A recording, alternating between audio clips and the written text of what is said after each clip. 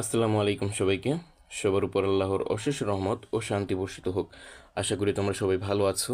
বরাবরের মতো আজকের ক্লাসেও আমরা এসএসসি রসায়ন পাঠ্য বইয়ের খনিজ সম্পদ জীবাশ্ম অধ্যায়ের সবচেয়ে গুরুত্বপূর্ণ একটি প্রশ্ন সমাধান করব।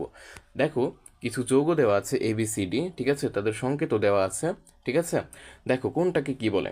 H2O2 এটা হচ্ছে হাইড্রোজেন পারক্সাইড, ঠিক আছে। CH2 ডবল বন্ড CH2 এটা হচ্ছে একটা অ্যালকিন সদস্য, কারণ দেখো কার্বন কার্বন দ্বিবন্ধন আছে এবং এটা কিন্তু অ্যালকিনের যে সাধারণ সূত্র আছে CnH2n, ঠিক আছে, সেখানে যদি তুমি 2 বসাও n এর মান, ঠিক আছে, কার্বন যেহেতু দুটো আছে, যদি তুমি 2 বসাও তাহলে কিন্তু মানে হাইড্রোজেনও কিন্তু 4টি পাবে, ঠিক আছে। মানে সব মিলিয়ে এই গঠনটাই দেখাবে যদি তুমি ওই সূত্রে প্রয়োগ করো। একইভাবে CH ট্রিপল বন্ড CH এটা হচ্ছে অ্যালকাইন সদস্য বা ইথাইন, ঠিক আছে, এবং এটা হচ্ছে CH3CNA সোডিয়াম ইথানয়েড। আশা করি বুঝতে পেরেছ। এখন আমরা গ নং সমাধান করব। দেখো, সি যৌগ থেকে ডি যৌগ প্রস্তুতি বিক্রিয়া সহ ব্যাখ্যা করো, ঠিক আছে, বিক্রিয়া সহ ব্যাখ্যা করো। এই যে অ্যালকাইন সদস্য বা ইথাইন থেকে আমাদেরকে সোডিয়াম ইথানয়েড বানাতে হবে, ঠিক আছে। দেখো, আমরা কিছু বানিয়ে বানিয়ে লিখবো, ঠিক আছে, কিন্তু বিজ্ঞানসম্মত হতে হবে রসায়নের ভাষায়, ঠিক আছে। দেখো, উদ্দীপকের সি ও ডি যৌগ দুটি যথাক্রমে ইথাইন এবং সোডিয়াম ইথানয়েড। এটা কিন্তু সত্যি কথা, উদ্দীপক দেখেই বলে দিচ্ছ। নিচে ইথাইন হতে সোডিয়াম ইথানয়েড প্রস্তুতি বর্ণনা করা হলো, ঠিক আছে, বর্ণনা করবো এখন আমরা। দেখো, এখানে মূলত এই যে অধ্যায়টি তোমরা দেখতে পাচ্ছ খনিজ সম্পদ জীবাশ্ম, এই অধ্যায়টার মানে রূপান্তরের অধ্যায়, ঠিক আছে, মানে অ্যালকিন থেকে অ্যালকাইন, অ্যালকাইন থেকে অ্যালডিহাইড, মানে এইভাবে তোমাদেরকে মানে রূপান্তর শুধু জানতে হবে, ঠিক আছে। এর ফলে তোমাদেরকে বিক্রিয়া জানতে হবে, বিভিন্ন প্রভাবক বিকারক, ঠিক আছে, এগুলো তোমাদেরকে কিন্তু জানতে হবে।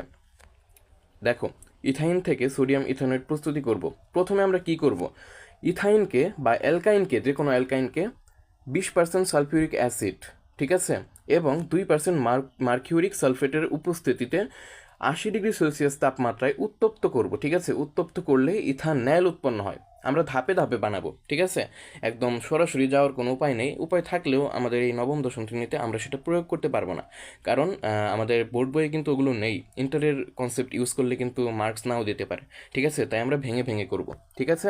দেখো, এই যে বাংলা কথাটা লিখলাম এটাকেই কিন্তু আমরা বিক্রিয়ার আকারে লিখেছি। দেখো, ইথাইনকে যোগ দিয়েছি পানি।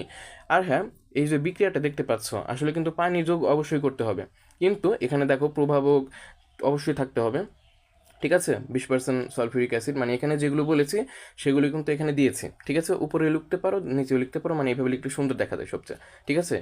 দেখো, ইথাইনকে পানি খাওয়াবো, মানে পানির সঙ্গে বিক্রিয়া করাবো, কিন্তু এগুলো অবশ্যই থাকবে কিন্তু, ঠিক আছে। বিক্রিয়া করানোর ফলে আমাদের ইথানল উৎপন্ন হবে, ঠিক আছে, CH3 বন্ড CHO। আশা করি তোমরা পারো। ইথানলের ইথানলের ইথানলেরও কিন্তু মানে সাধারণ সংকেত আছে, ঠিক আছে, সেই সূত্র তুমি বসিয়ে দিলে কিন্তু এই আকারটা পেয়ে যাবে, ঠিক আছে, মানে এই গঠনটা পেয়ে যাবে। এখন এই যে ইথানলটা উৎপন্ন হয়েছে, ঠিক আছে, উৎপন্ন ইথানলকে আবার আমরা পটাশিয়াম ডাইক্রোমেট এবং সালফিউরিক অ্যাসিড দ্রবণ দ্বারা জারিত করব, ঠিক আছে। জারিত করলে ইথানোয়িক অ্যাসিড উৎপন্ন হবে বা জৈব অ্যাসিড উৎপন্ন হবে, ঠিক আছে। দেখো, ইথানলকে আমরা জাইমান অক্সিজেন, আচ্ছা জাইমান অক্সিজেনটা কি? জাইমান অক্সিজেন হচ্ছে নবজাতক মানে একটা অক্সিজেন, ঠিক আছে, এইমাত্র তৈরি হয়েছে, ঠিক আছে, মানে সদ্য তৈরি হওয়া একটি অক্সিজেন, ঠিক আছে। দেখো, থার্ড ব্র্যাকেট দ্বারা কিন্তু ক্লোজ করা আছে, মানে বন্ধ করা আছে ভেতরে অক্সিজেনকে, এভাবেই কিন্তু লিখতে হবে। এবং K2Cr2O7 পটাশিয়াম ডাইক্রোমেট এবং সালফিউরিক অ্যাসিড অবশ্যই থাকবে কিন্তু, ওকে। এখানে বাংলা লিখে দিয়েছি, তুমি এইভাবে বিক্রিয়াও কিন্তু লিখতে হবে, বিক্রিয়া কিন্তু আসল, কিন্তু বাংলায় লিখতে হবে যে কীভাবে কী করেছ। ফলে বিক্রিয়া করানোর ফলে দেখো ইথানলকে জাইমান অক্সিজেনের সঙ্গে K2Cr2O7 এবং সালফিউরিক অ্যাসিডের উপস্থিতিতে বিক্রিয়া করালে, মানে জারিত করাবো আমরা, ঠিক আছে, জারিত করব, বিক্রিয়া করাবো, বলে তো দেবে, বিক্রিয়া তো করছি আমরা, তাই না, মানে জারিত করব, ঠিক আছে। জারিত করলে আমরা ইথানোয়িক অ্যাসিড বা জৈব অ্যাসিড পাই, ঠিক আছে। এখন দেখো, উৎপন্ন ইথানোয়িক অ্যাসিড বা এটাকে জৈব অ্যাসিড বলে বা কার্বক্সিল গ্রুপ মানে বলতে পারো, ঠিক আছে, এই যে বন্ড COOH আছে, ঠিক আছে, কার্বক্সিল গ্রুপ। এখন কথা হচ্ছে, উৎপন্ন ইথানোয়িক অ্যাসিডের মধ্যে আমরা সোডিয়াম হাইড্রোক্সাইড দ্রবণ যোগ করব। যোগ করলে সোডিয়াম ইথানয়েড এবং পানি উৎপন্ন হবে, ঠিক আছে। দেখো, আমরা ইথানোয়িক অ্যাসিডকে বা জৈব অ্যাসিডকে সোডিয়াম হাইড্রোক্সাইডের সঙ্গে বিক্রিয়া করাবো, ঠিক আছে, যোগ করলাম। এই সোডিয়াম হাইড্রোক্সাইড কিন্তু অ্যাকুয়াস হবে, ঠিক আছে, এটা অবশ্যই লিখে দেবে অ্যাকুয়াস, ঠিক আছে। ফলে সোডিয়াম ইথানয়েড প্লাস পানি উৎপন্ন হয়েছে। দেখো, পানি আমাদের দরকার নেই, আমাদের দরকার কি? সোডিয়াম ইথানয়েড। দেখো, আমরা কিন্তু সোডিয়াম ইথানয়েড পেয়ে গেছি, ঠিক আছে, এটাই হচ্ছে আমাদের কাঙ্ক্ষিত অ্যান্সার। মানে লাস্টে শেষে লিখে দেবে যে বিক্রিয়া সহকারে মানে প্রয়োজনীয় উপকরণ সহ বিক্রিয়া করার ফলে আমরা সোডিয়াম ইথানয়েড উৎপন্ন করেছি বা উৎপন্ন করা হলো, তোমার নিজের ভাষায় লিখে দেবে। ঠিক আছে, আশা করি বুঝতে পেরেছো। মূলত এই অধ্যায়ের সব কিছু বিক্রিয়ার উপর নির্ভরশীল, এগুলো মুখস্থ অবশ্যই করতেই হবে। স্পেশালি এই যে তুমি প্রভাবক দেখতে পাচ্ছ, ঠিক আছে, এগুলো কিন্তু তোমাকে অবশ্যই মুখস্থ করতে হবে। এগুলো না দিলে কিন্তু বিক্রিয়া সম্পন্ন হবে না। ঠিক আছে, তুমি শুধু এই পানি খাওয়ালে, সরি, তুমি শুধু এখানে পানি খাওয়ালে বা পানি যোগ করলে কিন্তু এগুলো দিলে না, তাহলে তো মানে হলো না, তাই না, সম্পূর্ণ হলো না। আশা করি বুঝতে পেরেছো। এখন আমরা খ নং সমাধান করব। এ এবং বি ব্যবহার করে বন্ড সিএইচও গ্রুপ সম্বলিত সংরক্ষক পাওয়া যাবে কি? ঠিক আছে, মানে এখানে আমাদের ফর্মালডিহাইড উৎপন্ন করতে বলেছে। ঠিক আছে, বন্ড সিএইচও গ্রুপ, ঠিক আছে, এটা একটা অ্যালডিহাইড মানে মূলক কিন্তু, ঠিক আছে, অ্যালডিহাইড মূলক বন্ড সিএইচও। ঠিক আছে, মূলত আমাদের সম্বলিত সংরক্ষক পাওয়া যাবে কিনা। ঠিক আছে, সংরক্ষক কি, আচ্ছা পরে বলছি। ঠিক আছে, সংরক্ষক মানে ফরমালিনকে এখানে বোঝানো হয়েছে, সরি, ফরমালিন বা ফর্মালডিহাইড। ঠিক আছে, ফর্মালডিহাইড। আচ্ছা চলো আমরা সরি, এ এবং বি ব্যবহার করে বন্ড সিএইচও গ্রুপ সম্বলিত সংরক্ষক পাওয়া যাবে, অবশ্যই পাবে। ঠিক আছে, দেখো কিভাবে। এখানে এ কোনটা, হাইড্রোজেন পারক্সাইড, এবং বি কোনটা, অ্যালকিন সদস্য ইথিন। ঠিক আছে, দেখো দেখো আমরা একটু বানিয়ে বানিয়ে লিখবো। ঠিক আছে, কিন্তু রসায়ন বিজ্ঞান মানে বিজ্ঞানের ভাষায়। ঠিক আছে, উদ্দীপকের যৌগ এ হলো হাইড্রোজেন পারক্সাইড এবং বি হলো ইথিন বা অ্যালকিন সদস্য, সরি অ্যালকিন। ঠিক আছে, ডাবল বন্ড কিন্তু খেয়াল রাখবে। ঠিক আছে, এদের বিক্রিয়ায় ইথিলিন গ্লাইকোল উৎপন্ন হয়। ঠিক আছে, দেখো এটা আসলে তোমাদের পাঠ্য বইয়ে নেই। ঠিক আছে, পাঠ্য বইয়ে এই বিক্রিয়াটি নেই, কিন্তু বোর্ড বইয়ে মানে বোর্ড পরীক্ষায় চলে এসেছে।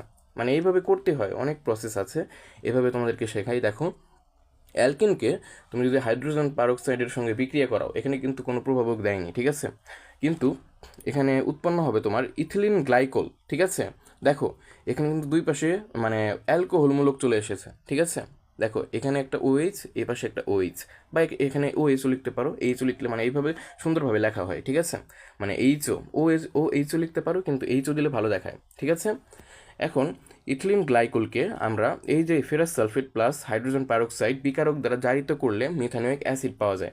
ঠিক আছে, আচ্ছা তোমরা তো সারা জীবন শুনে আসলে যে বিকারক প্রভাবক। ঠিক আছে, আসলে বিকারকটা কি কাজে লাগে আমাদের? বিকারকটা কি, দেখো বিকারক হলো মানে অনেকগুলো রাসায়নিক পদার্থের সমন্বয়। ঠিক আছে, যারা মানে বিক্রিয়া পরিচালনা করে, মানে বিক্রিয়ায় উপস্থিত থেকে মানে নিজেরা মানে পরিবর্তিত হয়ে যায়। তাদের কাজ কি, দেখো তারা কি করে, মানে কোনো একটা ধরো মানে তারা বিক্রিয়ায় মানে অংশগ্রহণ করলো। ঠিক আছে, মানে বিকারক অবশ্যই বিক্রিয়ায় অংশগ্রহণ করবে।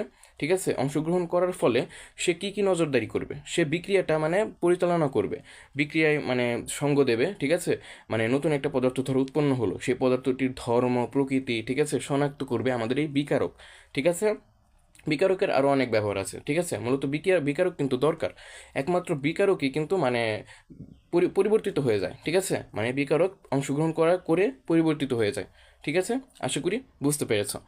এই যে দেখো ইথিলিন গ্লাইকল, ঠিক আছে, ইথিলিন গ্লাইকলকে আমরা হাইড্রোজেন পারক্সাইড খাওয়ালাম, মানে হাইড্রোজেন পারক্সাইড আর ফেরাস সালফেট। ঠিক আছে, ফেরাস সালফেটটা এখানে থাকবে। ঠিক আছে, ফেরাস সালফেট উপস্থিতিতে আমরা যদি জারিত করি, তখন কিন্তু আমাদেরকে মিথানোয়িক অ্যাসিড উৎপন্ন হবে। দেখো এইচ বন্ড COOH, এটা হচ্ছে মিথানোয়িক অ্যাসিড। মূলত বিক্রিয়া মুখস্থ করতে হবে। ঠিক আছে, আর এই যে বিকারক, এগুলো তোমাদেরকে মুখস্থ করতে হবে। মূলত এই অধ্যায়টি মুখস্থ বিদ্যা। ঠিক আছে, মানে বোঝার তো অনেক কিছু আছে, যেমন বুঝবে এই যেগুলো গঠন, অ্যালকিনকে ডবল বন্ড দিয়ে প্রকাশ করা হয়, অনেক কিছু আছে, বিকারক। ঠিক আছে, টলেন বিকারক ভুলে যাও, ওটা অন্য একটা ক্লাসে জানবো। ঠিক আছে, যাই হোক, আমরা এখন বিক্রিয়াটা সম্পন্ন করেছি, তার মানে এখানে কি উৎপন্ন হয়েছে, মিথানোয়িক অ্যাসিড।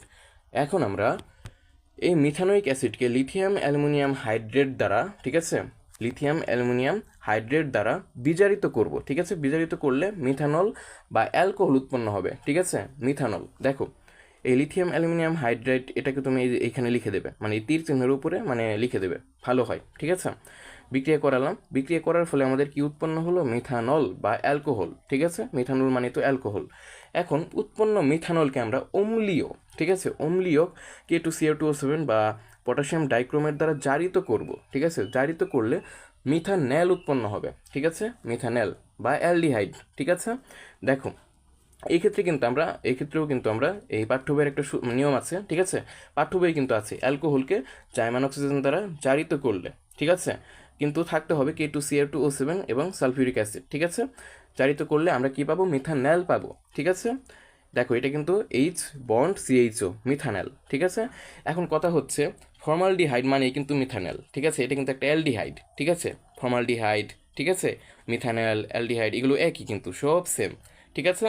এখন বন্ড CHO এটা কিন্তু অ্যালডিহাইড মূলকযুক্ত একটা প্রথম যৌগ, ঠিক আছে। মিথানল এটা হচ্ছে প্রথম একটা যৌগ, ঠিক আছে, অ্যালডিহাইড মূলকযুক্ত প্রথম যৌগ। সুতরাং H2O2 এবং CH2 ডবল বন্ড CH2 অর্থাৎ হাইড্রোজেন পারক্সাইড এবং অ্যালকিন বা ইথিন থেকে বন্ড CH গ্রুপ সম্মিলিত সংরক্ষক পাওয়া যাবে।